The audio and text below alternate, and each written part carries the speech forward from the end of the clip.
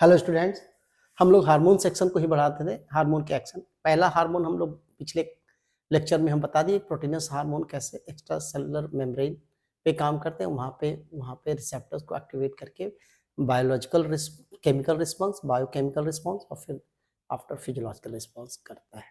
तो ये दूसरा जो आपके आते हैं लिपिड सॉल्युबल हार्मोन जो होते हैं, जो स्टेरॉइडल हार्मोन के नाम से आते हैं। इसको क्या बोलते हैं? ठीक है, एक्शन ऑफ स्टेरॉइडल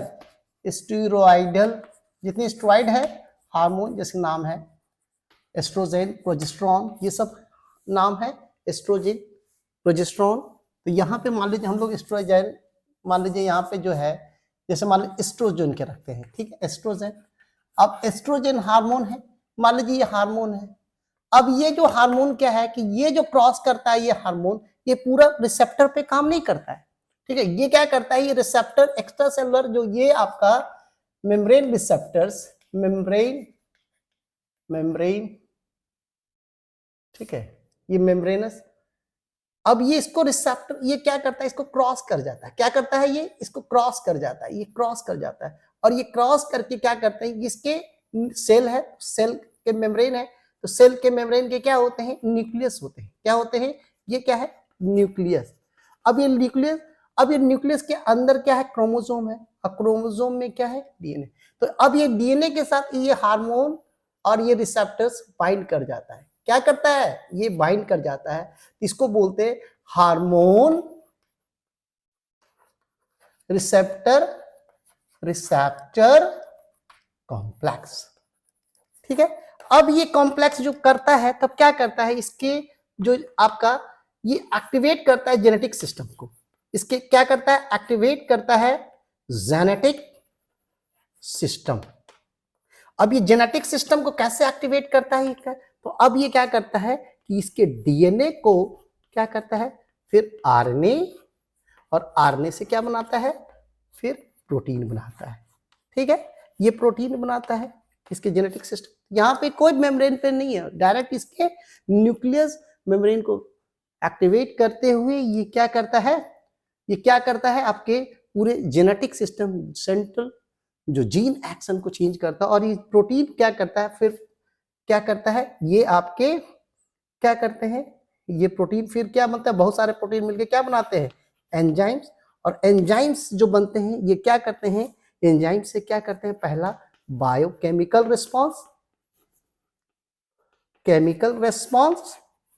ठीक है, बायोकेमिकल रेस्पॉन्स। अगर बायोकेमिकल रिस्पॉन्स हो रहा है तो आपका दूसरा जो बायोकेमिकल रिस्पॉन्स होने के बाद, यानी कि there are chemical process, chemical changes, chemical reaction takes place होने लगता है, जिसके कारण से अब जो हमारा फिजियोलॉजिकल, ठीक है, होते हैं। दूसरा अब बायोलॉजिकल रिस्पॉन्स होने से दूसरा क्या हो रहा है, हमारा फिजियोलॉजिकल रिस्पॉन्स,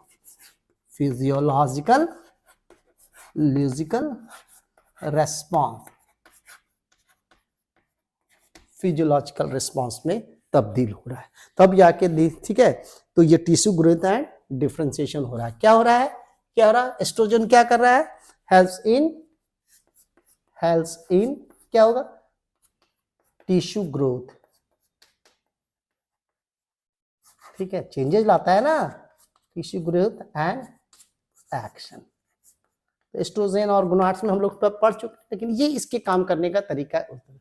उसी तरह इसलिए हार्मोन होते हैं। उसी तरह आपका जो थायराइड ग्लैंड से जो थायरॉक्सिन निकलते हैं, टायरोसिन जो होते हैं, ये जो आपके जो निकलते हैं, वो भी क्या करता है, इंट्रासेलुलर रिसेप्टर्स पे काम करता है, वो एक्स्ट्रा मेम्ब्रेनस रिसेप्टर्स पे नहीं काम करता है।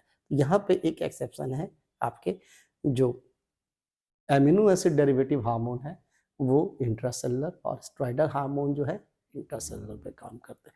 तो ये दो तरह के काम मैकेनिज्म हमने देखा, ठीक है। तो ये आपका इंट्रासेलुलर रिसेप्टर्स, ठीक है, इंट्रासेलुलर रिसेप्टर बाइंडिंग, ठीक है। दूसरा एक्टिवेट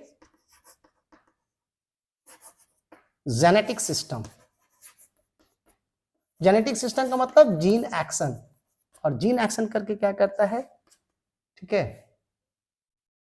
जेनेटिक सिस्टम जिसमें आपके डीएनए से आरएनए, आरएनए से प्रोटीन की ओर ले चलता है। तो ऐसे इसके काम करने के ये तरीके हैं। तो दोनों हम बता दिए आपको, दोनों का हार्मोन एक्शन, प्रोटीनस हार्मोन का एक्शन और steroidal hormone action. Steroidal hormone में एस्ट्रोजन, प्रोजेस्टेरॉन, कॉर्टिसोल, कार्टेस्टेरोन, एल्डोस्टेरोन, ये सब आते हैं आपके इसमें। ठीक है, तो हम लोग यहीं पे रखते हैं आज के लेक्चर को। होप आप लोग को समझ में आया होगा। चलिए, थैंक यू।